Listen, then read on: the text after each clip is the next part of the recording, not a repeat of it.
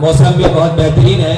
یہ علماء بڑی بڑی قربانیوں اور لمبے مسافت تھکان کے باوجود یہاں پر ہمارے درمیان میں تشریف لائے ہیں. ان کا حق بھی ہے کہ ہم ان سے سنیں. اے وقت ٹھہر جا کہ ذرا اور بھی سن لیں، لمحے یہ ہنسی بار بار میسر نہیں ہوتے. بزم کی رونق بڑھانے کے لیے آئیے، ہم تشنہ لب کو جام پلانے کے لیے آئیے. طوفان حوادث نے بھلا دی ہماری منزلیں، گم گشت راہ کو راہ دکھانے کے لیے آئیے. مفسر قرآن، عالم ربانی، بزرگ عالم دین، آج کے اس اجلاس کے مہمان خصوصی مفسر قرآن حضرت مولانا انیس احمد صاحب قاسمی آزاد بالگرامی دامت برکاتہم العالیہ سے انتہائی ادب و احترام سے درخواست کرتے ہیں کہ وہ اپنے قیمتی خطاب سے ہم سب کو مستفیض فرمائیں.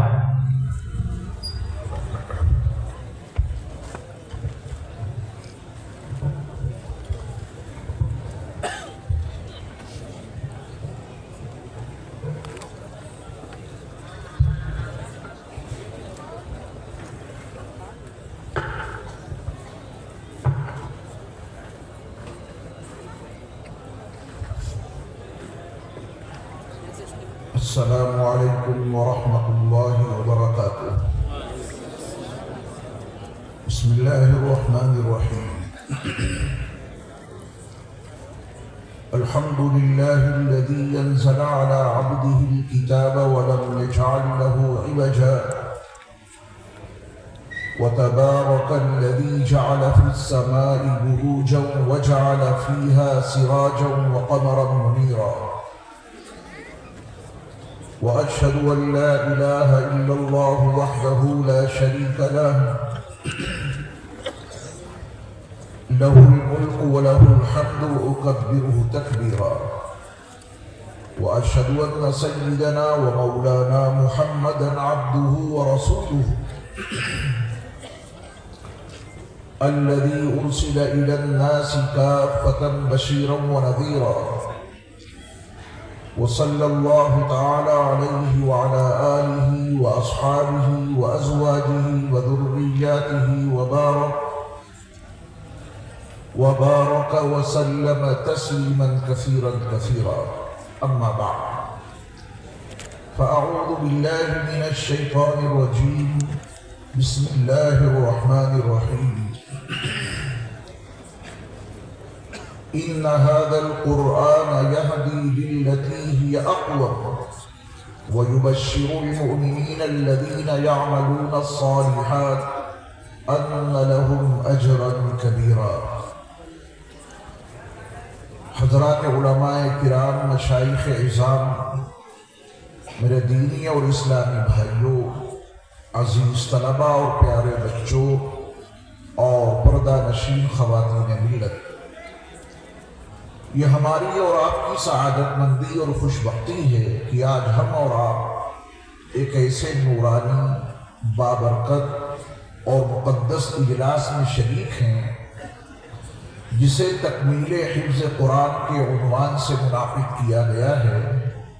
اللہ تعالی ہماری اور آپ کی اس حاضری کو اپنی بارگاہ میں اس عنوان سے قبول فرما لے کہ اس پورے مجمع میں سے ایک ایک فرد کو مغفرت کی بھیک مل جائے. میرے ایمان والے بھائیوں، مغفرت وہ بھیک ہے جو اللہ کے در کے سوا کہیں سے نہیں مل سکتی. اللہ ہم سب کو مغفرت کی بھیک عطا کر دے. ہماری اور آپ کی جو زندگی ہے یہ سوالات کے گھیرے میں ہے. ہمارے اور آپ کے اس وجود کے ہر عضو پر ایک سوال قائم ہے. ہمارے اور آپ کے وجود کے ہر حصے پر ایک سوالیہ نشان لگا ہوا ہے. لیکن یہ افسوس ہے کہ اپنے وجود کے ہر حصے پر لگے ہوئے ان سوالیہ نشانات کو ہم نے کبھی جاننے کی کوشش ہی نہیں کی. اس سچائی سے کون انکار کر سکتا ہے کہ جب سوال ہی معلوم نہیں تو جواب دینے کی فکر کسے ہوگی. اللہ ہمیں اپنے وجود پہ لگے ہوئے سوالیہ نشانات کو جاننے اور سمجھنے کی توفیق عطا فرمائے ہیں۔ یہ جو آنکھیں ہمیں اور آپ کو ملی ہیں، جن سے ہم اور آپ دیکھتے ہیں، ان آنکھوں پر سوالیہ نشان جو لگا ہے، اس کو سمجھیے۔ یہ تو دنیا کو معلوم ہے کہ آنکھیں دیکھتی ہیں، لیکن سوال یہ ہے کہ کیوں دیکھتی ہیں؟ اس کا جواب کسی کے پاس نہیں۔ کانوں کے پردوں میں جو قوت سماعت موجود ہے، اس پر بھی سوالیہ نشان لگا ہوا ہے۔ یہ تو دنیا جانتی ہے کہ کان سنتے ہیں، مگر سوال یہ ہے کہ کیوں سنتے ہیں؟ اس کا جواب چاہیے۔ ہمارے اور آپ کے ایک مقام پر قوت شامہ موجود ہے، ناک اس کے حوالے سے سونگھنے کا کام کرتی ہے۔ یہ دنیا کو معلوم ہے کہ ناک میں موجود قوت شامہ سونگھ رہی ہے، فضا میں موجود خوشبو کو، بدبو کو یہ ناک محسوس کر لیتی ہے، لیکن سوال یہ ہے کہ یہ ناک کیوں سونگھ رہی ہے؟ اس کا جواب جاننا ضروری ہے۔ یہ پہلو میں دل دھڑک رہا ہے، رگوں میں خون کا دورانیہ جاری ہے، دماغ سوچنے اور سمجھنے کی صلاحیت اپنے اندر رکھتا ہے۔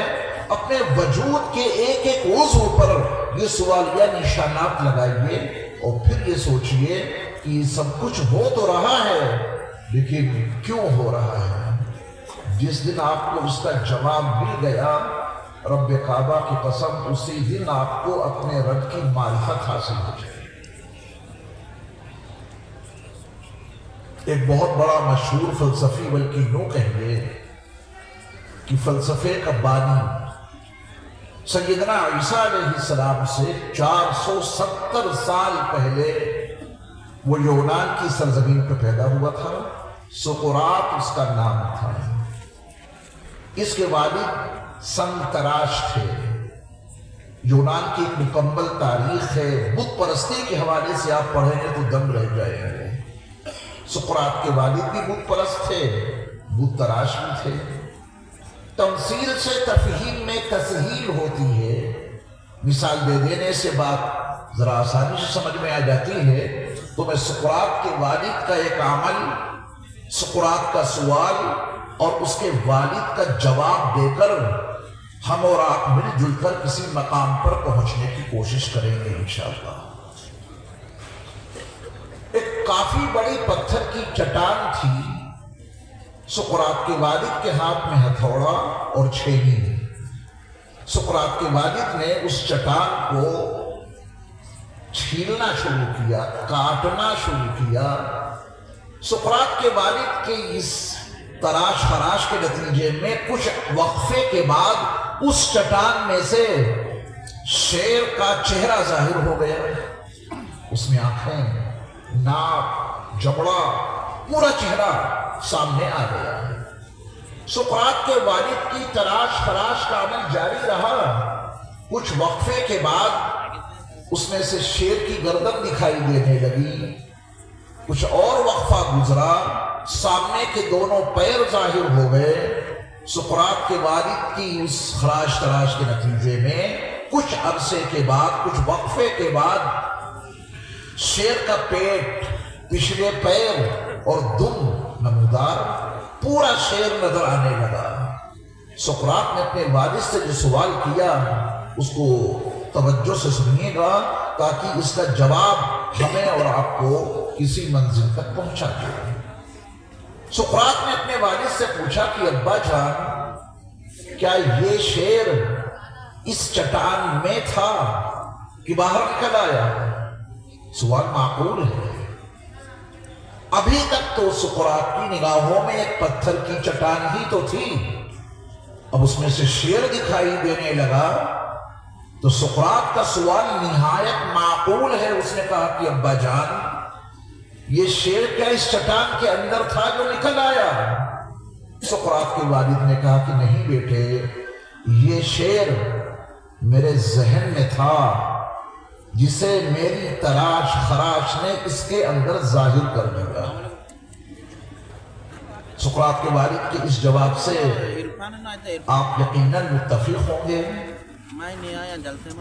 کسی بھی صاحب کو اپنا اعتراض درج کرانے کا اختیار ہے، اپنا آپ اعتراض درج کرا سکتے ہیں، لیکن آپ الحمدللہ ارباب علم و دانش ہیں، آپ اس مقام پر اپنا کوئی اعتراض درج نہیں کرا سکتے، کیونکہ سچائی یہی ہے اس شعر کی ساری صورت مورت یہ سقراط کے والد کے ذہن میں ہی تو تھی۔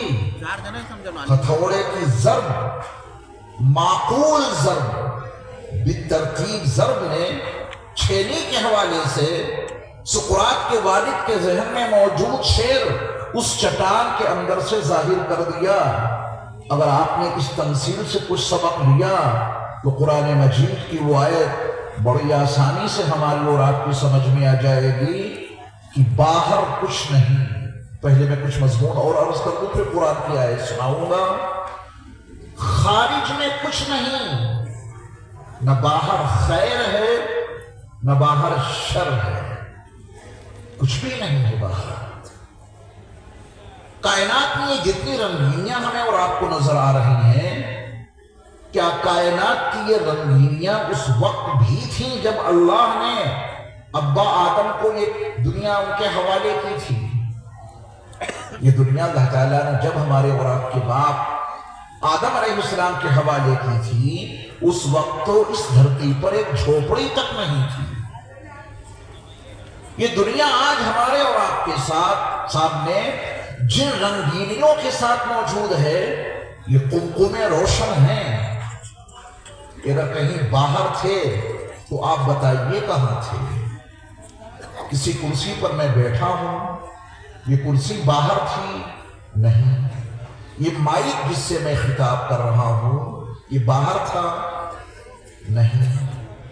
جن کرسیوں پہ آپ تشریف فرما ہیں، یہ کرسیاں باہر تھیں؟ بالکل نہیں تھیں۔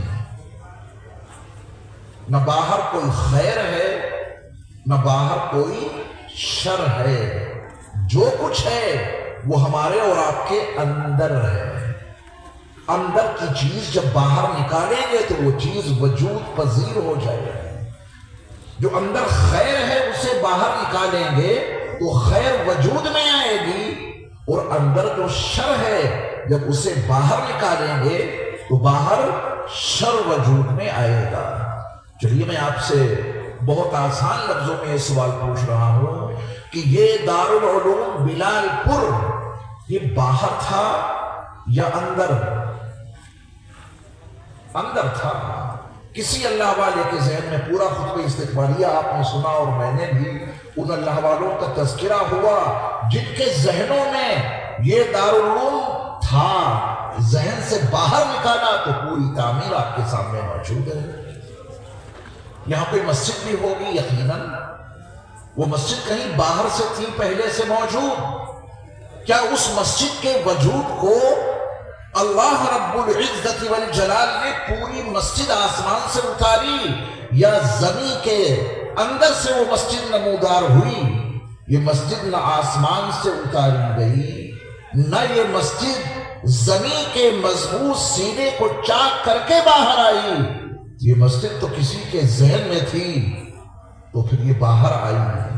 اس کا مینار کسی کے ذہن میں تھا، اس کا منبر کسی کے ذہن میں تھا، اس کی دیواریں کسی کے ذہن میں تھیں، اس کا نقش و نگار کسی کے ذہن میں تھا، وہی باہر آیا۔ یہ ایک مستقل موضوع ہے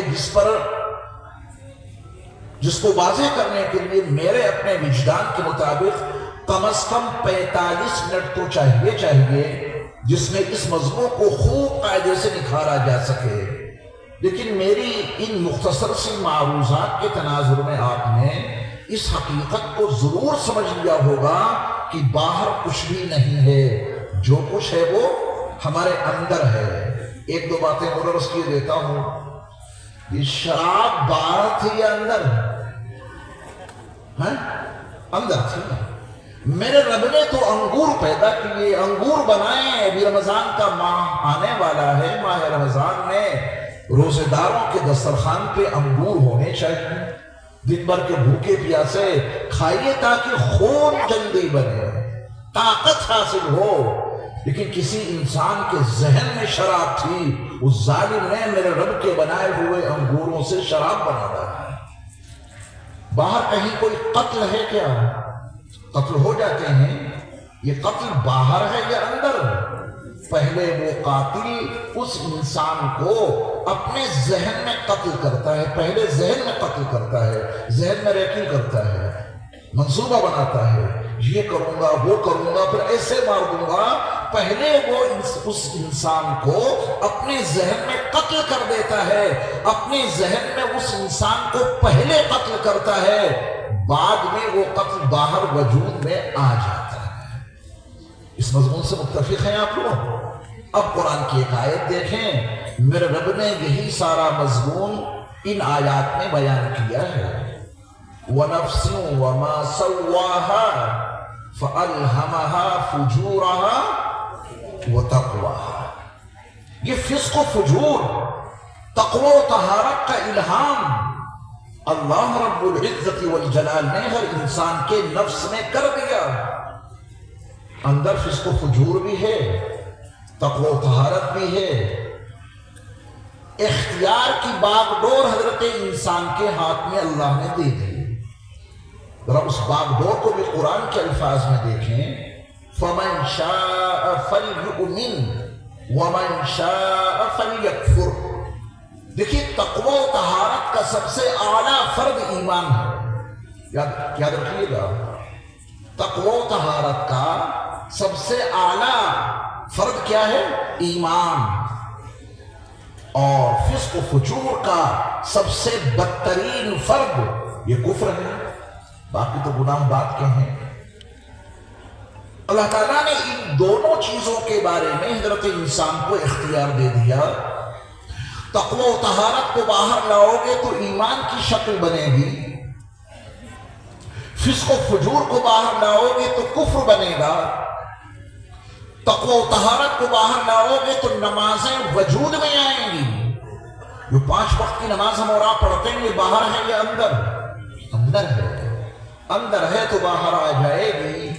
اور اگر یہ نماز اندر نہیں ہے، مسجد کے دروازے کے قریب بیٹھے ہیں اور اللہ کا منادی پکار رہا ہے، حی علی الصلاۃ حی علی الفلاح، لیکن وہ نماز چونکہ اندر ہے ہی نہیں، وہ باہر نکلے گی نہیں، دروازے پہ بیٹھا رہے گا اور مسجد میں جا کے 2 رکعت 4 رکعت نہیں پڑھے گا۔ اور جن کے اندر نماز ہے پھر تو وہ حی علی الصلاۃ اور حی علی الفلاح کی دعوت پہ لبیک کہتے ہوئے مسجد جاتے ہیں اور نماز ادا کرتے ہیں۔ تو وہ شیر جو سقراط کے والد نے پتھر کی چٹان سے نکالا تراش خراش کے ذریعہ، سقراط نے پوچھا کہ ابا کیا یہ شیر اس چٹان کے اندر تھا؟ سقراط کے والد نے سچ کہا، یہ شیر اس چٹان کے اندر نہیں تھا، یہ تو پتھر کی چٹان تھی، وہ شیر میرے ذہن میں تھا تو باہر نکل آیا۔ بس اب آپ اسی کے اوپر خیر اور شر کا پورا فلسفہ سمجھ کر اپنی پوری زندگی کا جائزہ لیں۔ یہ آنکھیں جن سے ہم اور آپ دیکھتے ہیں، بلا شبہ دیکھتے ہیں، کبھی ان پہ لگے ہوئے سوال کو جاننے کی کوشش کی؟ یہ آنکھیں دیکھ رہی ہیں، کیوں دیکھ رہی ہیں؟ اس کا جواب تلاش کرنا بہت ضروری ہے، اور اس کا جواب تلاش کرنا یوں ضروری ہے کہ ان آنکھوں کو ہمیں خیر میں استعمال کرنے کی صلاحیت ملے گی کہاں سے؟ اگر یہ جواب کبھی نہ پایا تو ان آنکھوں کو ہمیشہ حرام کاموں میں استعمال کریں گے۔ خیر کے کام میں یہ آنکھ وہ بندہ استعمال کر ہی نہیں سکتا جس سے یہ خبر ہی نہیں کہ یہ کیوں دیکھ رہی ہے۔ آنکھ کے ذریعہ جتنے جرائم اس دھرتی پر برپا ہیں، ان تمام جرائم کی بنیاد یہ ہے کہ ان آنکھوں کا استعمال غلط ہو رہا ہے، اور ان آنکھوں کے استعمال کرنے والے کو یہ پتہ نہیں کہ آنکھیں کیوں دیکھ رہی ہیں۔ اور جس دن یہ معلوم ہو گیا کہ یہ آنکھیں کیوں دیکھ رہی ہیں जवाब कुरान में मौजूद है, तफसील के साथ मैं बाद में अर्ज करूंगा। जवाब इसका ये है कि इन आंखों को अल्लाह ने बनाया, उन्होंने देखने की सलाहियत दी, इसलिए देख रही हैं। जिस दिन ये यकीन दिल की गहराइयों में उतर गया, इन आंखों को बनाने वाले हमारे अल्लाह हैं, उन्होंने इन आंखों के इस्तेमाल का इख्तियार हमें दिया है, तो अब हम इन आंखों को जराइम में इस्तेमाल नहीं करेंगे, अल्लाह के हुक्मों के मुताबिक रसूल मुकर्रम नूर मुजस्सम हज़रत मोहम्मद सल्लल्लाहु अलैहि वसल्लम की सुन्नतों के मुताबिक अपनी जिंदगी में खैर लाने के लिए इन आंखों को इस्तेमाल करेंगे। जब आप इन आंखों से बैतुल्लाह को देखते हैं तो 120 रहमतों में से 20 रहमतों के आप हकदार बन जाते हैं इन आंखों के सही इस्तेमाल की बुनियाद पर। जब आप इन आंखों से कुरान मजीद की आयत देखते हैं, पढ़ने की बात अभी नहीं कर रहा मैं, सिर्फ देखने पर आपको सवाब मिलने लगा, आपने इन आंखों से अपने वालिदैन को एहतराम के साथ देखा, आपको सवाब मिलने लगा, आप नामहरम पे इस आंख और नजर के पड़ते ही अपनी नजर क्यों हटा लेते हैं? वजह इसके सिवा कुछ नहीं कि आपको मालूम है ये आंखें मेरे रब की अता की हुई हैं और कल इनसे बाज पुरस की जाएगी। इन्न समा वल बसर वल फुआद कुल्लु उलाइका काना अन्हु मसऊला। ये जिम्मेदारी आपको मजबूर कर देगी कि आंख का इस्तेमाल गलत ना होने पाए, क्योंकि आपको पता चल गया ये तो दुनिया जानती है कि आंख देखती है, मगर ये क्यों देखती है इसका जवाब जानने की कोई कोशिश नहीं करता। कुरान ने आपको बता दिया कि आंख क्यों देखती है, फिर इसका सही इस्तेमाल करने का हुनर आ जाएगा। अल्लाह हमें और आपको शऊर अता फरमाए। ये आंखें क्यों देखती हैं? अल्लाह ने इनको बनाया है, उन्होंने ही इसमें कुव्वते बसारत रखी है। मैं आपसे एक सवाल करता चलूं, अल्लाह हम सबकी हिफाजत फरमाए। किसी साहब की इस आंख में तकलीफ हो गई, मर्ज लाहिक हो गया, डॉक्टर साहब से राब्ता कायम किया, रिपोर्टें आई सर्जन ने कहा आपकी आंख का मर्ज इस हद तक बढ़ गया है कि ऑपरेशन के सिवा कोई रास्ता नहीं, आपको अपनी आंख का ऑपरेशन कराना ही पड़ेगा। मरीज ने कहा कि बहुत बेहतर, आप तो आई सर्जन हैं, जब आपने ही मेरी आंख का ऑपरेशन तजवीज कर दिया तो मैं जरूर कराऊंगा, लेकिन डॉक्टर साहब मेरी देखिए ये बच्चा जो यहां घूम रहा है ना, जरा इनको चले फिरे नहीं। देखिए जितने तलबा ने हिफ्ज़ कुरान मुकम्मल किया है उन्होंने पूरे साल दरसगाह में बैठकर तालीम हासिल की है, दरसगाह के आदाब को मलहूज रखते हुए। इन जिम्मेदारों ने ये चाहा कि पूरे साल में एक मर्तबा आपको भी दरसगाह में बिठलाकर कुरान सुनवा दिया जाए, कुरान का मज़मून आपको बताया जाए, आप भी उसमें शामिल हो जाएं। तो आप किसी मेले में शामिल नहीं हैं, आप एक क्लास रूम में बैठे हैं। ये बड़ी क्लास आपके लिए साल में एक मर्तबा लगा दी गई। तो जिसे दरसगाह में बैठते हैं, क्लास रूम में बैठते हैं, वैसे बैठिए। चलना फिरना, खेल कूद, छोटे बच्चों का सामने आना, ये कोई काम नहीं होना चाहिए। आई सर्जन ने कहा कि आपकी आंख का ऑपरेशन होगा। मरीज ने कहा कि आपसे ही मैं अपनी आंख का ऑपरेशन करवाऊंगा, लेकिन डॉक्टर साहब मेरी एक शर्त आपको माननी पड़ेगी। अगर आप मेरी वो शर्त मान लें तो मैं अपनी आंख का ऑपरेशन आपसे ही कराऊंगा। मेरी शर्त यह है कि जब आप मेरी आंख का ऑपरेशन करेंगे तो मेरी खोपड़ी को आप फिक्स नहीं कर सकते, मेरे सर को आप बांधेंगे नहीं, आप ऑपरेशन करना, मैं अपनी खोपड़ी मुसलसल हिलाता रहूंगा। ये शर्त मंजूर है तो आप मेरी आंख का ऑपरेशन कर दीजिए। मेरा विजदान कह रहा है कि वो डॉक्टर, वो आई सर्जन उस मरीज से ये कहेंगे कि तेरी आंख का इलाज तो बाद में होगा, पहले तू अपने दिमाग का इलाज करा के आ, तू पागल है या मजनू या दीवाना। جب میں تیری آنکھ کے نازک پردے پر نشتر چلا رہا ہوں گا تب تو اپنی کھوپڑی ہلائے گا جو تھوڑی بہت ہے اس سے بھی ہاتھ دھو بیٹھے گا. یہی سچائی ہے نا. یعنی یہ سرجن کے لیے ممکن نہیں کہ مریض کا سر ہلتا رہے اور وہ اس کی آنکھ کا آپریشن کر سکے. یہ ممکن نہیں. یہ آنکھ دیکھ رہی ہے. کیوں دیکھ رہی ہے اس کا جواب سمجھنے کی کوشش کیجئے. اسی لیے میں نے سرجن کو درمیان میں لا کے کچھ حقیقت آپ کو سمجھانے کی کوشش کی ہے. ایمان والے بھائیوں، میری ماں کے لیے، آپ تمام کی ماں کے لیے، کائنات کے تمام انسانوں کی ماؤں کے لیے، اور انسان ہی نہیں تمام جانوروں کی ماؤں کے لیے، کیا میرے رب نے یہ قید لگائی حمل ٹھہرنے کے بعد اب ان کو 9 مہینے تک اس بیڈ پہ، اس بستر پہ بالکل سیدھا لیٹ کر رہنا ہے. اب تم آٹا نہیں گوندھ سکتی، اب تم جھاڑو پوچھا نہیں کر سکتی، اب تم زینے سے اتر نہیں سکتی، اب تم زینے کے اوپر چڑھ نہیں سکتی. اگر تم آٹا گوندھو گی، تمہارے رحم میں تمہارے لاڈلے کی آنکھیں بنانے جا رہا ہوں، اگر تم آٹا گوندھے گی تیرا وجود ہلے گا، تیرا لاڈلہ ہلے گا، تیرے لاڈلے کی آنکھ خراب ہو جائے گی، وہ اندھا بن کے پیدا ہوگا. کیا اللہ نے یہ قید کسی خاتون کے لیے لگائی؟ اللہ، کیا اللہ نے کسی خاتون کو اس بات کا پابند بنایا کہ حمل ٹھہر چکا ہے، اب تو جھاڑو پوچھا نہیں کرے گی؟ اگر تو جھاڑو پوچھا کرے گی تو تیرے رحم میں تیرے لاڈلے کا دماغ بنانے جا رہا ہوں، وہ ہل جائے گا تو تیرا لاڈلہ پاگل بن کے پیدا ہوگا. کیا اللہ نے کسی خاتون کے لیے قید لگائی؟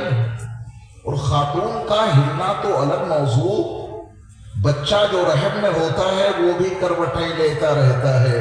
اگر وہ بچہ کروٹیں نہ لے تو ماں بھی فکر مند اور باپ بھی فکر مند، دونوں پھر کہاں پہنچتے ہیں؟ ڈاکٹر کے پاس. اس بچے میں حرکت نہیں ہو رہی. آپ غور کریں، بچہ اپنی جگہ پہ ہلتا رہا، ماں جھاڑو پوچھا کرتی رہی، میرا رب اسی حال میں ان نازک آنکھوں تیار کرتا رہا، ان نازک آنکھوں کو بناتا رہا. بچہ بھی ہلتا رہا، ماں آٹا گوندھتی رہی، اور انہی حالات میں میرے رب نے اس کے رحم میں اس کے بچے کا دماغ تیار کر دیا اور اپنے ذہن کے پردے پہ پورا وجود لے آئی. تب پتہ چلے گا کہ آنکھیں دیکھ رہی ہیں. یہ تو دنیا کو معلوم ہے کیوں دیکھ رہی ہیں، صرف اس لیے کہ میرے رب نے ان کو بنایا ہے، میرے رب نے ان میں قوت بصارت رکھی ہے، اور آنکھیں انہوں نے صرف بنائی ہی نہیں بلکہ ان کے استعمال کا طریقہ اور ضابطہ بھی دے دیا ہے. قل للمؤمنین یغضوا من ابصارہم. یہ قانون کیوں لکھا ہے؟ یہ قانون اسے بتانے کا حق نہیں جس نے آنکھیں نہ بنائی ہیں. اس جملے پر دھیان دیا کہ نہیں؟ یہ قانون بتانے اور یہ قانون دینے کا اسے حق نہیں ہے جس نے یہ آنکھیں نہ بنائی ہوں، اور یہ حق اسے ہی پہنچتا ہے جس نے آنکھیں بنائی وہ قانون بتائے کہ تم ان کو استعمال کیسے کرو. قل للمؤمنین یغضوا من ابصارہم. اپنے پورے وجود پر لگے ہوئے سوالیہ نشانات پہ غور کریں، جواب ملتے ہی اللہ کی معرفت مل جائے گی. آپ کے یہاں تو بہت جلدی گرمی آ گئی، ہمارے یہاں دہلی میں بھی کافی ٹھنڈ ہے، یہاں کافی گرمی ہے. گرمی میں پسینہ نکلتا ہے، توجہ دیجیے گا، پسینہ نکلتا ہے. یہ پسینے پر بھی سوال ہے، کبھی آپ نے غور نہیں کیا، تبھی اللہ کی معرفت نہیں ملی. گرمی میں پسینہ نکلتا ہے، اندر کا پانی باہر آتا ہے، یعنی ہماری اور آپ کی کھال میں سب جگہوں پر، سب مقامات پہ سوراخ ہی سوراخ ہے. ہماری پوری کھال سوراخوں سے بھری پڑی ہے، تبھی اندر کا پسینہ، اندر کا پانی باہر آ جاتا ہے. اگر یہ سوراخ نہ ہو کھال میں تو کیا اندر کا پانی پسینے کی شکل میں باہر آ سکتا ہے؟ ناخن پر پسینہ کبھی نہیں آتا کیونکہ اس میں سوراخ نہیں ہے.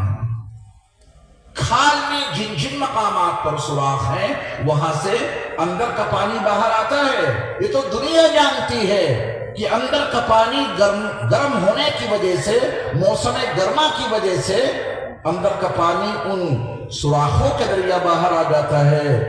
سوال یہ ہے کہ ان سوراخوں سے جب اندر کا پانی باہر آ جاتا ہے تو جب ہم نہاتے ہیں، شاور کے نیچے کھڑے ہوتے ہیں، تو یہ باہر کا پانی اندر کیوں نہیں جاتا؟ کبھی غور کیا؟ اور جس دن آپ اس پہ غور کریں گے اسی دن آپ کو اپنا رب مل جائے گا۔ کیا ساخت عطا کی ہے انہوں نے کہ گرمی لگے تو اندر کا پانی باہر سوراخوں سے آ جائے، اور ہم نہائیں تو باہر کا پانی اندر نہ جائے۔ کیا سسٹم بنایا انہوں نے ہمارے وجود میں؟ اگر یہ باہر کا پانی اندر چلا جائے تو نہاتے نہاتے انسان کے دماغ میں اتنا پانی بھر جائے کہ وہ غسل خانے سے باہر نہیں نکل پائے گا اور پاگل ہو جائے گا۔ اپنے ذہن کے پردے پر اس طرح کے تمام سوالات لائیے۔ پھر کون ملے گا؟ اللہ، ان کی معرفت حاصل ہوگی۔ کتنا بڑا سسٹم بنایا ہے انہوں نے۔ میں اس سلسلے میں قرآن مجید کی ایک آیت کا سہارا لے کر اس مضمون کو مزید منقح کرنے کی کوشش کروں گا آپ کے سامنے۔ آپ سے میں یہ بھی تو پوچھ لوں کہ اس فقیر کی یہ معروضات آپ کی سمجھ میں بھی آ رہی ہیں؟ ماشاءاللہ سمجھ میں آ رہی ہیں تو بات آگے بڑھائیں۔ اور مجھے یہ بھی نہیں معلوم مجھے بولنا کب تک ہے، کیونکہ 12 بج چکے ہیں۔ 12 بجے کے بعد افہام اور تفہیم کی قوتیں مزمحل ہو جاتی ہیں۔ 12 بجے کے بعد میں کچھ سمجھانا چاہوں گا، فطری طور پر میرے لیے کچھ رکاوٹیں کھڑی ہوں گی، آپ کو سمجھنا چاہیں گے، فطری طور پہ آپ کے لیے بھی کچھ رکاوٹیں پیدا ہوں گی۔ اور فطرت اپنے ساتھ جنگ کرنے کو کبھی معاف نہیں کرتی۔ فطرت کے ساتھ کبھی جنگ مت کرنا۔ تو میں مضمون کو مختصر کر دیتا ہوں، میں نے گھڑی ابھی دیکھی 12 بج چکے ہیں، لیکن ایک آیت کے حوالے سے اس مضمون کو مزید واضح کرتا چلوں۔ پہلے اپنے وجود کو دیکھ لیں۔ کائنات تو بہت بڑی ہے، کائنات کی بھی کچھ چیزیں آپ کو بتاؤں گا میں قرآن کے حوالے سے، تاکہ ہم اپنے اوپر اور کائنات کے اوپر اس زاویے سے غور کرنے والے بن جائے کہ کائنات کے ہر ذرے میں ہمیں اور آپ کو اپنے رب کی معرفت مل جائے۔ ہر ذرے میں وَفِي كُلِّ شَيْءٍ لَهُ آیَةٌ تَدُلُّ عَلَىٰ أَنَّهُ واحد۔ کائنات کے ذرے ذرے میں اس کا ثبوت موجود ہے۔ صرف فکری بیداری کی ضرورت ہے، فکر و نظر کو بیدار کرنے کی ضرورت ہے۔ قرآن کے حوالے سے، احادیث صحیحہ کے حوالے سے، سنت رسول صلی اللہ علیہ وسلم کے حوالے سے۔ میں ذکر کر رہا تھا اپنے اور آپ کے وجود پہ لگے ہوئے سوالیہ نشانات کا۔ سرور کائنات صلی اللہ علیہ وسلم کی 23 سالہ پیغمبرانہ زندگی کے وہ 13 سال جو آپ نے مکے میں گزارے، کن نامساعد حالات سے آپ کو گزرنا پڑا وہ آپ کے علم میں ضرور ہوگا۔ عاص بن وائل جو تحریک اسلامی کا بدترین دشمن تھا، سرور کائنات صلی اللہ علیہ وسلم کی برپا کی ہوئی تحریک اسلامی کو بے خبر سے اکھاڑ کے پھینک دینے کے جذبات ہر وقت اس کے دل کی گہرائیوں میں کروٹیں لیتے رہتے تھے۔ ایک موقع پر عاص بن وائل بطحائے مکہ کے قبرستان سے بوسیدہ سی ہڈی لایا، بارگاہ رسالت مآب علیہ صاحب صلاۃ والسلام میں حاضر ہوا اور اس نے کہا کہ آپ یہ کہتے ہیں ہر انسان کے مر جانے کے بعد اسے دوبارہ زندہ کیا جائے گا، دیکھیے جو ہڈی میں لایا ہوں یہ کسی انسان کی ہے جو کبھی مکہ المکرمہ کی گلیوں میں چلتا پھرتا انسان تھا، مر گیا، زمین دوز کر دیا گیا، اس کے وجود کے تانے بانے بکھر گئے، ہڈیاں گل گئی، سڑ گئی، اسی انسان کی ہڈی ہے، اور اس نے پھر اس کے ذرات کو مسل کر فضا میں بکھیرا اور میرے مصطفیٰ سے پوچھا مَن یحیی العظام وہی رمیم۔ آپ کہتے ہیں کہ انسان کو مرنے کے بعد دوبارہ زندہ کیا جائے گا، یہ بھی تو چلتا پھرتا انسان تھا جس کی ہڈی کے ذرات میں نے فضا میں بکھیرے ہیں، اب بتائیے اسے دوبارہ کون زندہ کرے گا؟ سوال بہت پیچیدہ ہے۔ اللہ نے جو اس کا جواب جبریل امین کے ذریعہ بھیجا، پورا جواب سنانے کا تو موقع نہیں ہے، لیکن اس کا ایک حصہ میں آپ کو ضرور سناؤں گا، تاکہ یہ موضوع جو میں نے آج آپ کے سامنے چھیڑ دیا، اس موضوع تک مزید آپ کی ذہنی اور فکری رسائی ہو سکے۔ جواب کا ایک حصہ سنیے۔ وَضَرَبَ لَنَا مَثَلًا وَنَسِيَ خَلْقًا، یہ ہمارے سامنے مثال بیان کر رہا ہے، بتہائے مکہ کے قبرستان سے بوسیدہ ہڈی لا کے مثال بیان کر رہا ہے۔ وَنَسِيَ خَلْقًا، اور اپنی پیدائش کو بھول بیٹھا۔ اہل علم کے لیے سارا جواب اسی جملے میں موجود ہے، وَنَسِيَ خَلْقًا، اور اپنی پیدائش کو بھول بیٹھا، تبھی یہ ہڈی کی مثال لے کے آیا ہے۔ یہ ہمارے سامنے مثال بیان کر رہا ہے اور اپنی پیدائش کو بھول بیٹھا۔ وَنَسِيَ خَلْقًا کو اگر میں اپنے الفاظ میں آپ کو سمجھانے کی کوشش کروں تو میرا وجدان یہ کہہ رہا ہے تقریباً یہ الفاظ ہونے چاہیے۔ انہیں توجہ سے سنیے، یہ سوال تو بہت بعد کا ہے، یہ میں وَنَسِيَ خَلْقًا کو کھول رہا ہوں آپ کے سامنے، یہ سوال تو بہت بعد کا ہے کہ ان بوسیدہ ہڈیوں کو دوبارہ کون زندہ کرے گا۔ اس سے پہلے کا سوال یہ ہے، ماں کے بند اور پیک رحم میں ہڈیوں کا یہ فولڈر ڈھانچہ کدھر سے پہنچا، پہلے اس کو حل کر کے لا، بعد میں پوچھنا کہ ان بوسیدہ ہڈیوں کو دوبارہ کون زندہ کرے گا۔ یہاں بلال پور میں سبحان اللہ کہنے پر جی ایس ٹی لگتی ہے کیا؟ مجھے کچھ ایسا محسوس ہو رہا ہے کہ آپ اس قدر ڈرے سہمے ہیں کہ ادھر ہم نے سبحان اللہ کہا کسی اچھی بات پر سمجھنے کے بعد تو صاحب صبح بل آ جائے گا جی ایس ٹی کا۔ میاں سبحان اللہ کہنے پر ملتا کیا ہے؟ ادھر آپ کی زبان سے سبحان اللہ نکلا اور ادھر آپ کے معبود نے آپ کے لیے جنت میں درخت لگا دیا۔ تو دارالعلوم بلال پور کے جلسے میں شریک میرے ایمان والے بھائیوں، یہاں بیٹھے بیٹھے جتنے چاہو اپنے لیے جنت میں درخت لگوا دو۔ یہ سوال تو بہت بعد کا ہے کہ ان بوسیدہ ہڈیوں کو دوبارہ کون زندہ کرے گا۔ اسے اپنی پیدائش یاد نہیں، اپنی پیدائش کو بھول بیٹھا، تبھی یہ سوال لایا ہے، ورنہ یہ سوال تو بہت بعد کا ہے کہ ان بوسیدہ ہڈیوں کو دوبارہ کون زندہ کرے گا۔ اس سے پہلے کا سوال یہ ہے، عورت کا رحم حمل ٹھہرنے کے بعد جو چاروں طرف سے پیک ہو گیا تھا، اس بند اور پیک رحم میں ہڈیوں کا یہ فولڈر ڈھانچہ کدھر سے پہنچا، پہلے اپنی پیدائش کو یاد کر۔ اب اسی کو سمجھانے کے لیے وَنَسِيَ خَلْقًا کو چند جملے اور عرض کیے جا سکتے ہیں، ان کو بھی سن لیجئے تاکہ یہ مضمون اور زیادہ منقع ہو جائے۔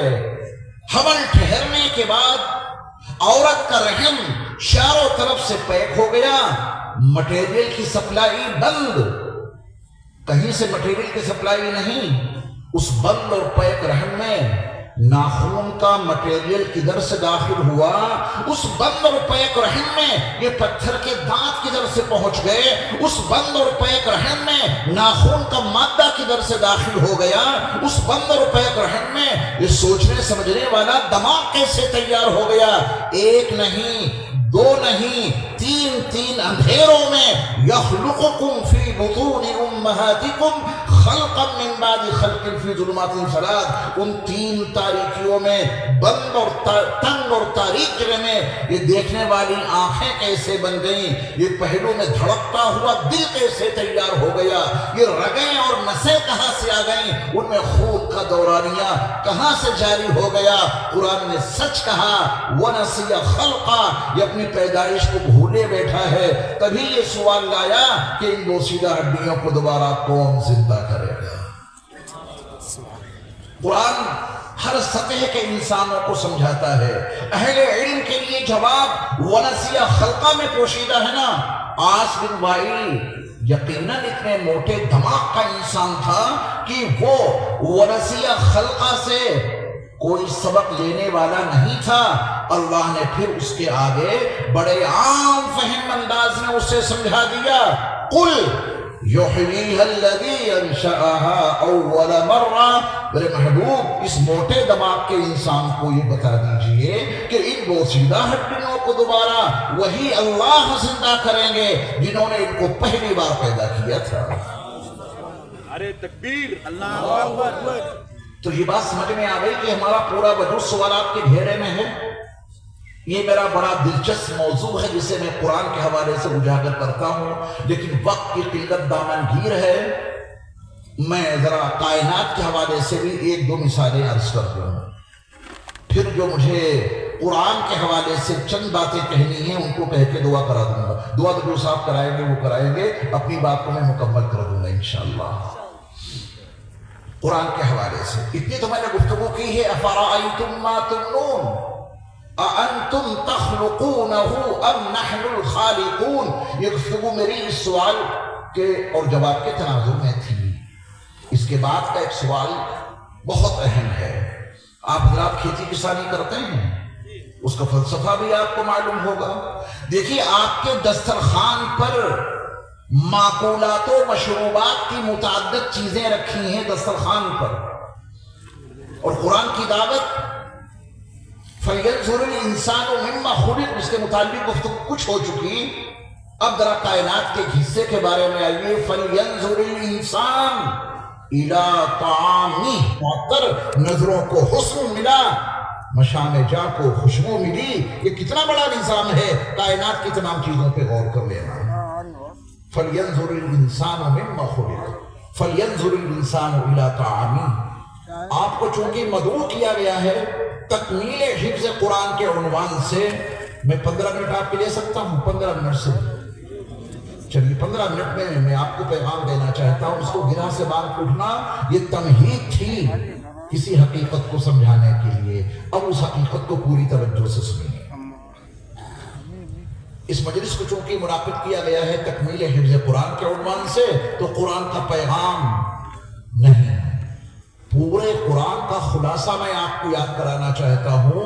इस पूरे कुरान का खुलासा क्या है, पूरे कुरान का निचोड़ क्या है, और ये हर मुसलमान को याद रखना इस वजह से जरूरी है कि कोई भी गैर मुस्लिम भाई आपसे पूछ सकते हैं कि जो आपकी मजहबी किताब आपके घर में रहती है, हर मुसलमान के घर में ये धार्मिक किताब रहती है, इसमें लिखा क्या है, बता सकते हैं?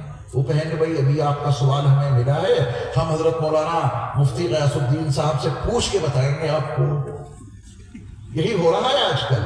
हर मुसलमान को हर वक्त इस पोजीशन में रहना जरूरी है कि वो कम अज कम कुरान मजीद का खुलासा तो बता सके, मुख्तसर अल्फाज में कुरान मजीद का निचोड़ तो बता सके। बस वो खुलासा याद कर लीजिए, उसके बाद आपकी क्लास, आपको छुट्टी मिल जाएगी। क्लास में बैठे हैं आप, छुट्टी होने वाली है आपकी। हमारे सिलसिले आलिया कादरिया के एक बहुत पाए के बुजुर्ग गुजरे हैं, हजरत मौलाना अहमद अली साहब लाहौरी रहमतुल्लाह अलैह। पहले ये गैर मुस्लिम थे, फिर ईमान लाए, दारुल उलूम देवबंद में दाखिला लिया, फाजिल हुए।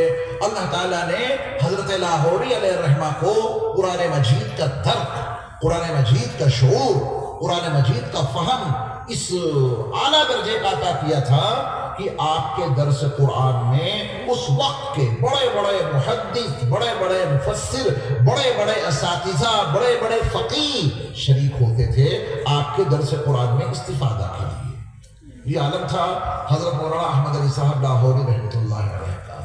तो एक मौके पर हज़रत मौलाना अहमद अली साहब लाहौरी रहमान ने अपने मुंतसिरीन, मुतवस्सिलीन और शागिर्दों के सामने बड़ी अजीब बात कही।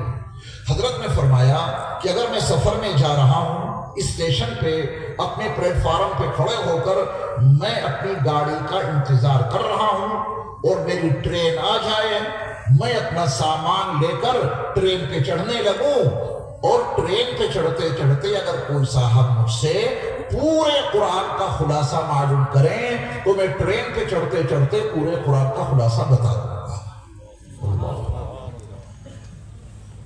एक आयत, उसकी तफसीर, उसकी तौज़ी, उसके मानी, उसके मफाहीम क़यामत की सुबह तक मुकम्मल नहीं हो सकते। और हजरत फरमा रहे हैं कि अगर मैं अपना सामान लेकर ट्रेन पे चढ़ रहा हूं, हवा हमी का आलम है, اور ٹرین پہ چڑھتے چڑھتے کوئی صاحب اگر مجھ سے پورے قرآن کا خلاصہ معلوم کریں تو میں ان کو پورے قرآن کا خلاصہ بتا دوں گا۔ حضرت کا یہ فرمان یقیناً تعجب خیز تھا، تو حضرت کے شاگردوں نے، حضرت کے متوسلین نے، حضرت کے منتسبین نے پوچھا، گزارش بھی کی کہ حضرت کون سے الفاظ کا آپ انتخاب کریں گے؟ اس ہما ہمی کے عالم میں پورے قرآن کا خلاصہ بتانے کے لیے آپ کون سے الفاظ کا انتخاب کریں گے؟ کس اسلوب میں آپ ٹرین پہ چڑھتے چڑھتے پورے قرآن کا خلاصہ بتا دیں گے؟ تو حضرت نے فرمایا کہ میں یہ کہوں گا، یعنی اگر میں ٹرین پہ چڑھ رہا ہوں، کسی نے مجھ سے پوچھا پورے قرآن کا خلاصہ کیا ہے، تو میں یہ کہوں گا۔ حضرت نے جو الفاظ منتخب کیے، جو اسلوب اختیار کیا، وہ آپ سب کو یاد کرنا ہے۔ پہلے آپ حضرت کے الفاظ سنیے، میں ایک سانس میں پہلے اس لیے کہوں گا تاکہ آپ کو یقین ہو جائے کہ ہاں یہ بات ٹرین پہ چڑھتے چڑھتے کہی جا سکتی ہے، دقت کوئی نہیں۔ حضرت نے فرمایا، اللہ کو عبادت سے، رسول کو اطاعت سے، مخلوق کو خدمت سے راضی کر لو۔ پہلے آپ مجھے یہ بتائیں کہ یہ بات، اتنا جملہ ٹرین پہ چڑھتے چڑھتے کہا جا سکتا ہے نا؟ ہاں کہا جا سکتا ہے۔ حضرت نے ان الفاظ کا انتخاب کیا، اللہ کو عبادت سے، کہیے کلاس میں ہے نا تو پورے قرآن کا خلاصہ یاد کر کے آپ کو اٹھنا ہے۔ اللہ کو عبادت سے، رسول کو اطاعت سے، مخلوق کو خدمت سے راضی کر لو۔ اللہ کی عبادت اتنی کرو، ایسی کرو کہ وہ راضی ہو جائیں، رسول کی اطاعت ایسی کرو، اتنی کرو کہ وہ راضی ہو جائیں، اور مخلوق کی خدمت ایسی کرو، اتنی کرو کہ وہ راضی ہو جائے۔ پڑھ لینا قرآن، جو خلاصہ ہے آپ کو قرآن مجید کے ہر حصے سے عبادت الہی، اطاعت رسول، مخلوق خدمت کا مضمون کسی نہ کسی زاویے سے ضرور ملے گا۔ اللہ یاد ہو گیا؟ اب آپ نے یہ سبق تو آپ نے یاد کرا دیا، اسے ذرا ہمیں سمجھا دیجئے کہ ہم کیسے اللہ کی عبادت کریں، رسول کی اطاعت کریں، مخلوق کی خدمت کریں۔ تو میں بہت مختصر لفظوں میں ایک سبق آپ کو دے رہا ہوں تاکہ یہ مضمون واضح ہو جائے۔ دیکھو، اللہ کی عبادت یہ ہے، اور رسول کی اطاعت یہ ہے، اور مخلوق کی خدمت یہ ہے۔ جو میں نے آپ سے 15 منٹ لیے ہیں، اسی میں اس بات کو مکمل کیے دیتا ہوں۔ قرآن مجید کے 6 پارے میں اللہ کی عبادت سمجھا رہا ہوں۔ 6 پارے میں سورۃ المائدہ میں اللہ کا حکم ہے، یا ایھا الذین آمنوا اذا قمتم الی الصلاۃ فاغسلوا وجوہکم وایدیکم الی المرافق وامسحوا برؤوسکم وارجلکم الی الکعبین۔ ایمان والو، جب تم نماز برپا کرنے کا ارادہ کرو، تمہارا وضو نہیں ہے تو 4 کام کر لینا۔ یہ اللہ کا آرڈر ہے قرآن میں ایمان والوں کے لیے۔ نماز پڑھنی ہے، وضو ہے نہیں تو اللہ نے کتنے کام بتائے؟ 4۔ پانی لو، چہرہ دھو لو، پانی لو، دونوں ہاتھ کہنوں سمیت دھو لو، سروں کا مسح کر لو، پانی لو، دونوں پیروں کو ٹخنوں سمیت دھو لو۔ اللہ نے کتنے کام بتائے؟ 4۔ مگر بلال پور والوں نے کبھی زندگی میں ایسا وضو نہیں کیا ہوگا جیسا وضو قرآن میں لکھا ہے۔ کیا ہو تو آپ بتا دیجیے کہ صاحب میں ایسا وضو کرتا ہوں کہ پانی لیتا ہوں، چہرہ دھونے لگتا ہوں۔ آپ نے کبھی ایسا وضو کیا؟ نہیں کیا نا؟ آپ تو چہرہ دھونے سے پہلے دونوں ہاتھوں کو گٹوں تک 3 مرتبہ دھوتے ہیں۔ یہ عمل قرآن میں کہیں لکھا ہی نہیں۔ آپ چہرہ دھونے سے پہلے 3 مرتبہ کلی کرتے ہیں، مضمضہ، یہ قرآن میں کہیں نہیں لکھا ہے۔ آپ چہرہ دھونے سے پہلے 3 مرتبہ ناک میں پانی چڑھاتے ہیں، استنشاق، یہ بھی قرآن میں کہیں نہیں لکھا۔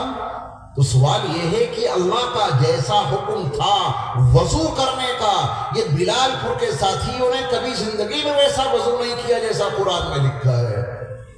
قرآن کے وضو کے مطابق پانی لے کے چہرہ دھونا شروع کر دو، لیکن آپ پہلے دونوں ہاتھ گھٹنوں تک دھوتے ہیں، پھر کلی کرتے ہیں، پھر ناک میں پانی چڑھاتے ہیں۔ کوئی آپ سے پوچھے کہ یہ کام آپ کیوں کرتے ہیں؟ میرا وجدان کہہ رہا ہے کہ آپ کا جواب یہ ہوگا کہ مجھے اللہ کو راضی رکھنا ہے، ان کے حکموں کو مان کر، رسول اللہ کو بھی راضی رکھنا ہے، ان کی اطاعت کر کے ان کی سنتوں پہ عمل کرنا۔ آپ بتائیں اس کے علاوہ کوئی جواب ہوگا آپ کے پاس؟ کوئی جواب نہیں۔ اللہ کو بھی راضی رکھنا ہے، ان کا جو آرڈر ہے وہ بھی پورا کریں گے، رسول کو بھی تو راضی رکھنا ہے، ان کی اطاعت کر کے، ان کی سنتوں کی پیروی کر کے۔ تو ہم نے لا الہ الا اللہ محمد رسول اللہ پڑھا ہے، دونوں تقاضے پورے کریں گے۔ نبی کی سنت ہے چہرہ دھونے سے پہلے دونوں ہاتھ گٹوں تک دھو، ہم نبی کو راضی رکھنا چاہتے ہیں۔ کلی کر رہے ہیں، نبی کو راضی رکھنا چاہتے ہیں، ناک میں پانی ڈال رہے ہیں اس احساس کے ساتھ میرے مصطفیٰ اس سے خوش ہوں گے، میرے امتی نے میری سنتوں کو اپنایا، اسی لیے یہ کام کرتے ہیں نا۔ تھوڑی سی گہرائی میں اگر آپ جائیں گے تو پھر نبی کی عظمتیں، ان کی رفعتیں دلوں کی گہرائیوں میں اترتی چلی جائیں گی۔ جن کی آمد پہ باد بہاری چلی، گلشنوں میں چٹکنے لگی ہر کلی، شور برپا ہوا یہ گلی در گلی، آ گئے ہیں بشیر و نذیر و نبی، وہ بتائیں گے سب کو حلال و حرام، ان پہ لاکھوں درود، ان پہ لاکھوں سلام۔ جن کے آتے ہی رحمت برسنے لگی، جن کی خوشبو سے دھرتی مہکنے لگی، علم و عرفاں کی بجلی چمکنے لگی، دید ہوتے ہی ہر شے یہ کہنے لگی، مرحبا مرحبا اے رسول انام، ان پہ لاکھوں درود، ان پہ لاکھوں سلام۔ تو نبی علیہ السلام کی عظمتیں دلوں کی گہرائیوں میں اترتی چلی جائیں گی۔ اگر آپ کو یہ فلسفہ معلوم ہو جائے کہ نبی علیہ السلام نے چہرہ دھونے سے پہلے اپنی یہ 3 سنتیں امت کو کیوں عطا کی، یعنی ان پر بھی سوالیہ نشان، جواب ملتے ہی عظمت مصطفیٰ دل کے نیا خانوں میں اترتی چلی جائے گی۔ ہر پانی سے وضو نہیں ہوتا، اسی پانی سے وضو ہوگا جس کے 3 اوصاف صحیح ہو، اس کا رنگ صحیح ہو، اس کا ذائقہ صحیح ہو، اس کی بو صحیح ہو۔ غلاظت کی وجہ سے رنگ بدل گیا، پانی سے وضو نہیں ہوگا۔ پانی میں آپ نے شکر ملا دی، اس پانی سے وضو نہیں ہوگا، ذائقہ بدل گیا۔ گندگی کی بنیاد پہ اس پانی کی بو بدل گئی، اسمیل بدل گئی، تو کیا اس پانی سے وضو ہو جائے گا؟ اسی پانی سے وضو ہوگا جس کے 3 اوصاف صحیح ہو، اس کا رنگ صحیح ہو، اس کا ذائقہ صحیح ہو، اس کی بو صحیح ہو۔ تو پھر کروڑوں درود و سلام، کروڑوں درود و سلام ہو نبی مکرم نور مجسم حضرت محمد صلی اللہ علیہ وسلم کی ذات گرامی پر، کہ آپ نے اللہ کے حکم پر عمل شروع کرنے سے پہلے اپنی یہ 3 پیاری نورانی سنتیں عطا کر دیں، تاکہ پانی کے 3 اوصاف کا چیک اپ ہو جائے۔ جب آپ دونوں ہاتھ گٹوں تک دھوئیں گے تو آپ کو پانی کا رنگ معلوم ہو جائے گا، جب آپ کلی کریں گے تو آپ کو پانی کا ذائقہ معلوم ہو جائے گا، جب آپ ناک میں پانی چڑھائیں گے تو آپ کو پانی کی بو معلوم ہو جائے گی۔ پانی کے 3 اوصاف کا چیک اپ پیارے مصطفیٰ کی سنتوں کی روشنی میں ہو گیا۔ اب پورے یقین کے ساتھ اللہ کا حکم پورا کرو، فاغسلوا وجوہکم۔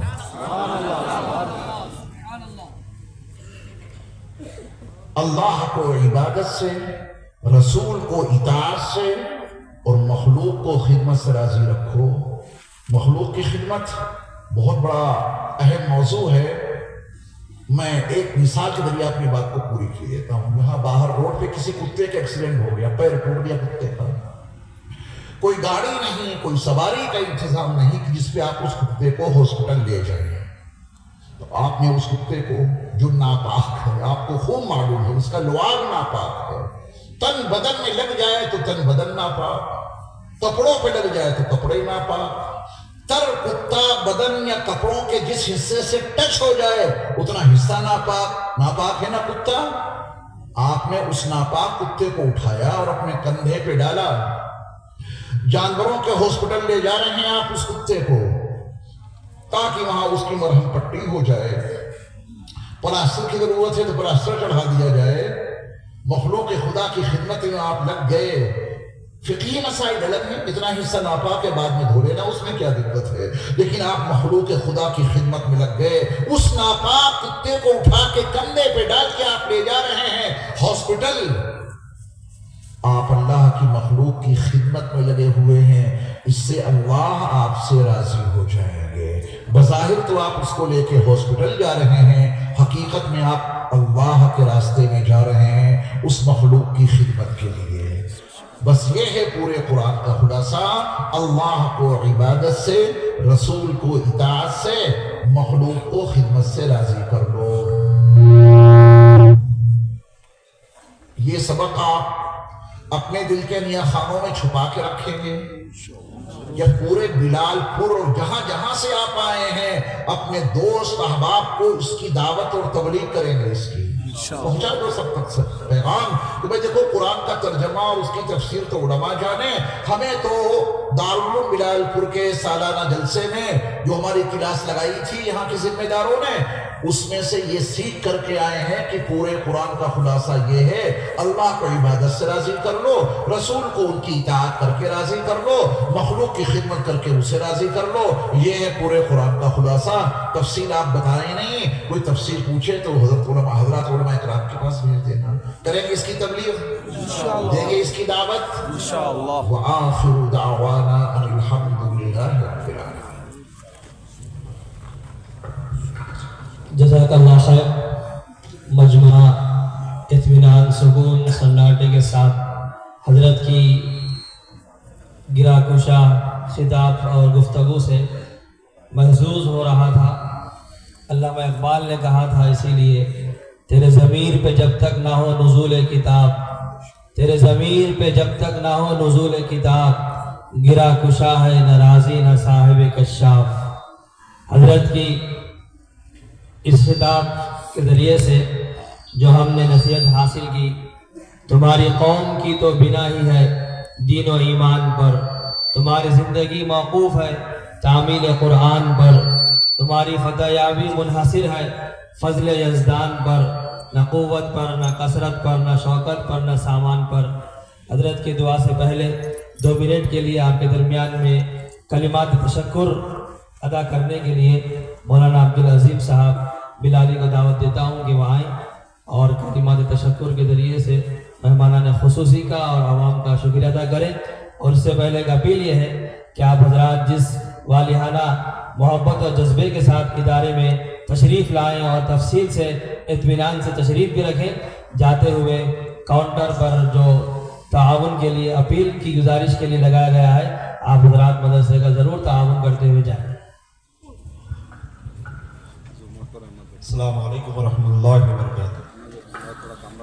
میں حافظ محمد عظیم الدین پٹیل ولد مولانا محمد محمود پٹیل صاحب قاسمی رحمۃ اللہ علیہ، سابق ناظم مدرسہ ہذا، سب سے پہلے اللہ تعالیٰ کا شکر ادا کرتا ہوں کہ الحمدللہ اس سال ہمارے ادارے سے 39 طلباء نے حفظ قرآن شریف مکمل کرنے کا شرف حاصل کیا ہے۔ گزشتہ 3 سالوں میں 44 اور کل ملا کر 83 طلباء کرام کو اس جلسے میں اسنادات دیے گئے ہیں۔ ان تمام طلباء اور ان کے والدین کو مبارکبادی دیتا ہوں۔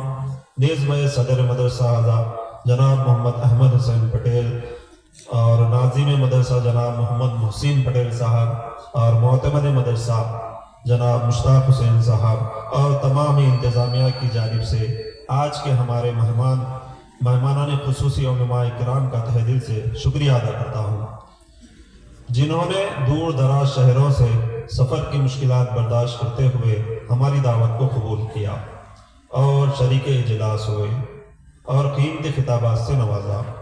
اور اسی طرح اطراف و اکناف، قریہ جات، ظہیر آباد و حیدرآباد سے آئے ہوئے مہمانوں، تمام خواتین و حضرات، سرپرستوں کا بھی شکریہ ادا کرتا ہوں، اور اس جلسے کے لیے جن حضرات نے اپنے جان و مال سے قربانی دی ہے ان سب کا شکر گزار ہوں، اور انتظامات میں کسی قسم کی کمی رہ گئی ہو تو معافی کا طلبگار ہوں، اور دعا کرتا ہوں کہ اللہ تعالیٰ آپ سب کو جزائے خیر عطا فرمائے۔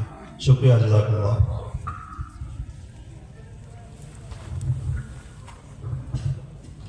تعاون عام حضرات بھی کریں، شرکا کریں۔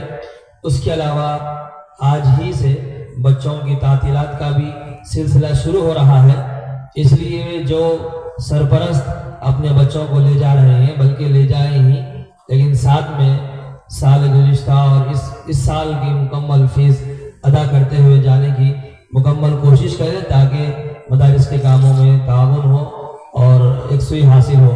اس کے بعد حضرت سے گزارش ہے کہ اپنے دعا کے ذریعے سے اجلاس کا اختتام فرمائیں۔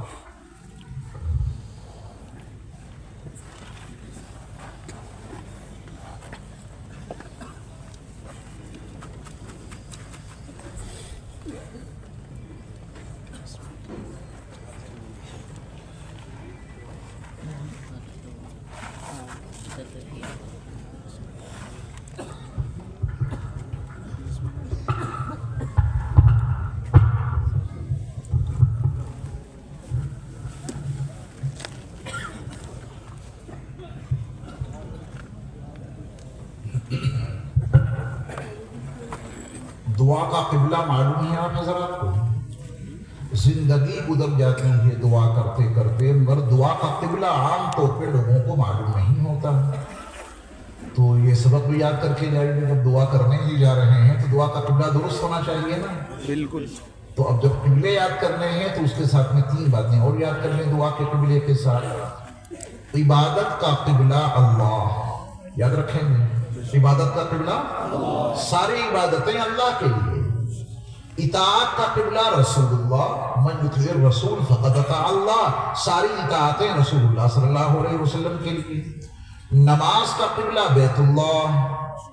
3 किबले याद हो गए, बताएं। इबादत का किबला अल्लाह, इताअत का किबला रसूलुल्लाह, नमाज का किबला बैतुल्लाह, दुआ का किबला अर्शुल्लाह। ये याद करना है, दुआ का किबला अर्शुल्लाह। इस मौजू पर इस फकीर ने कुछ काम भी किया है।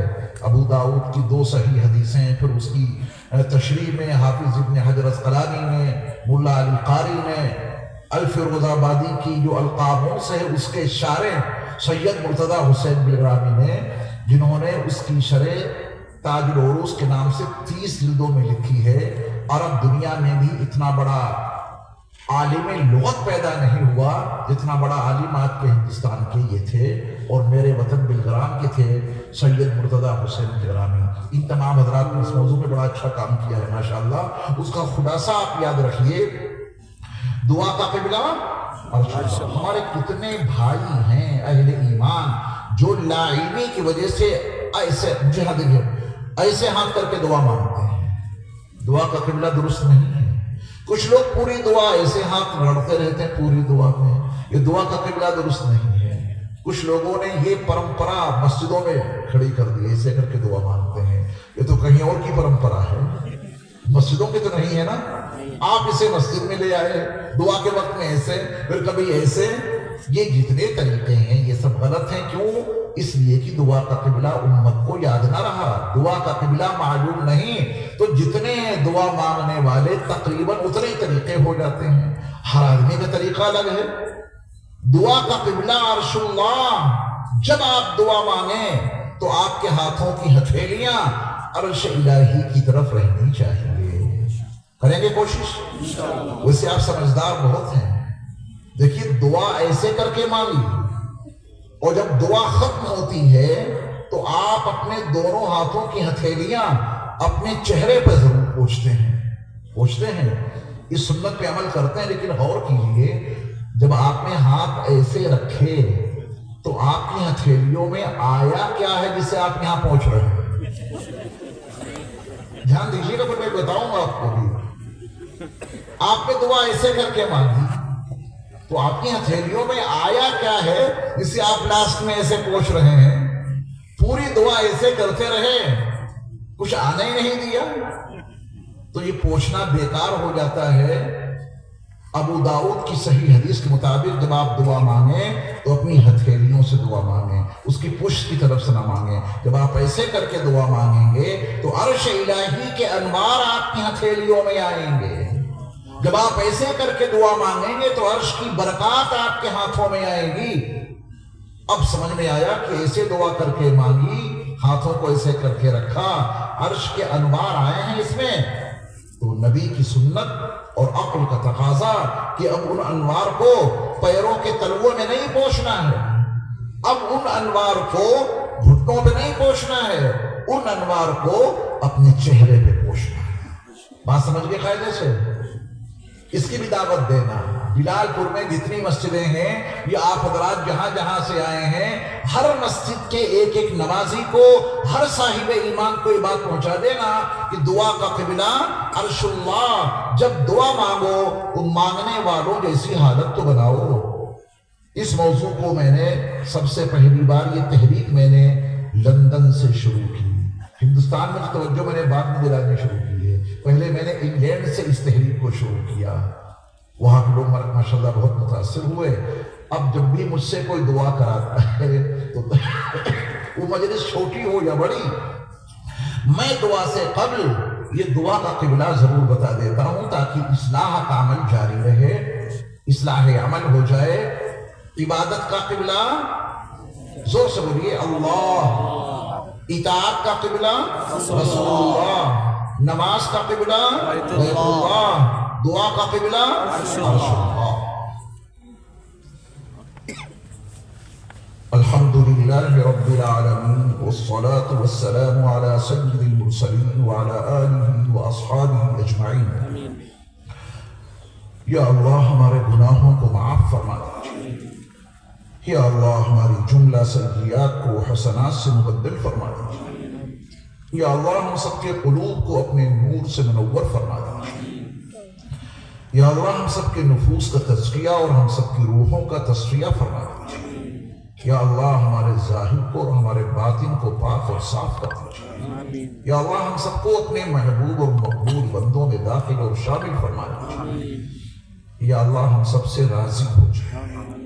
یا اللہ ہم اس قابل تو نہیں کہ آپ ہم سے راضی ہوں. رواں رواں گناہوں میں ڈوبا ہوا ہے. نظر اٹھتی ہے تو گناہ سرزد ہو جاتا ہے. کان کے پردوں سے کچھ الفاظ ٹکراتے ہیں تو گناہ وجود میں آ جاتا ہے. دل اور دماغ کے پردوں پر کچھ خیالات نمودار ہوتے ہیں تو گناہ میں لت پت ہوگا. ہاتھوں میں پیروں میں کوئی حرکت ہوتی ہے تو گناہ کے ساتھ. پیارے رب رواں رواں گناہوں میں ڈوبا ہوا ہے، ہمیں معاف فرما دیجیے. مغفرت کی بھیک عطا کرنا چاہیے. پیارے اللہ آپ نہیں معاف کریں گے تو کون معاف کر سکتا ہے؟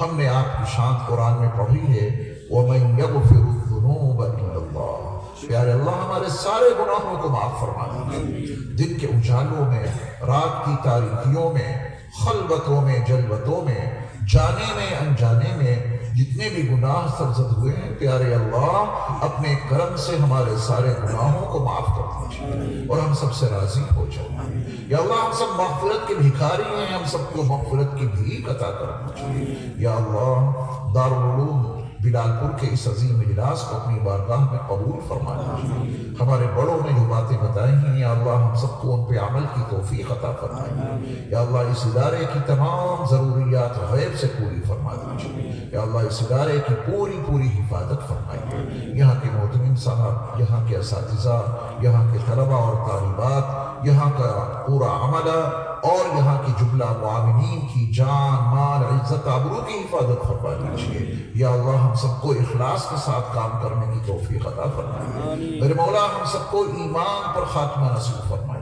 قبر کے تمام سوالوں کا جواب ہم سب کے لیے آسان فرما دیجیے. یا اللہ میدان محشر کی وحشتناکیوں سے ہم سب کو محفوظ رکھیے. یا اللہ اپنے عرش کا سایہ ہم سب کو عطا کیجیے. یا الہی اپنے محبوب نبی صلی اللہ علیہ وسلم کی زیارت اور آپ علیہ السلام کی شفاعت سے ہم سب کو مالا مال کرنا چاہیے. یا الہی اپنے محبوب نبی صلی اللہ علیہ وسلم کے نورانی ہاتھوں سے ہم سب کو جامع کوثر عطا فرمائیے. یا اللہ حرمین شریفین مسجد اقصی کی حفاظت فرمائیے اور تمام مساجد، تمام مدارس، تمام مراکز اسلامیہ اور تمام خانقاہوں کی حفاظت فرمائیے. یا اللہ جو احباب جس لائن سے بھی آپ کے دین کی خدمت میں مصروف عمل ہیں یا اللہ سب کی خدمات کو اپنی بارگاہ میں قبول فرمائیے. یا اللہ جو بیمار ہیں ان کو شفا عطا فرمائیے. جو پریشان حال ہیں ان کی پریشانیوں کو دور فرمائیے. جو مقروض ہیں ان کے قرضوں کی ادائیگی کے لیے تمام اسباب غیب سے مہیا فرما دیجیے. یا اللہ جن احباب نے ہم سے دعاؤں کے لیے کہا ہے یا لکھا ہے یا ان کا ہم پر حق ہے یا وہ ہم سے توقع رکھتے ہیں میرے مولا ان کی تمام جائز مرادوں کو غیب سے پورا فرما دیجیے. یا اللہ ہمیں تو مانگنا بھی نہیں آتا ہے اور آپ کی بارگاہ میں الفاظ کے استعمال کا طریقہ اور سلیقہ بھی تو نہیں آتا، مگر پیارے اللہ آپ تو عالم الغیوب والشہادہ ہیں. کائنات کے ذرے ذرے سے آپ واقف ہیں. یا اللہ آپ ہماری حاجات کو، ہماری ضروریات کو ہم سے زیادہ جاننے والے ہیں. پیارے اللہ ہماری تمام دینی دنیاوی حاجات کو غیب سے پورا فرما دیجیے. یا اللہ جو کچھ مانگا ہے وہ بھی عطا فرمائیے، جو مانگنا چاہیے تھا اور نہیں مانگ سکے وہ بھی اپنے کرم سے ہم سب کو مرحمت فرما دیجیے. یا اللہ ہماری تمام دعاؤں کو محض اپنے فضل و کرم سے اپنے محبوب نبی صلی اللہ علیہ وسلم کے صدقے و فعل میں قبول و منظور فرما دیجیے. وصلی اللہ تعالی علی خیر خلقہ محمد وآلہ واصحابہ وازواجہ وذریاتہ وآل بیتہ اجمعین برحمتک یا ارحم الراحمین. السلام علیکم ورحمۃ اللہ وبرکاتہ.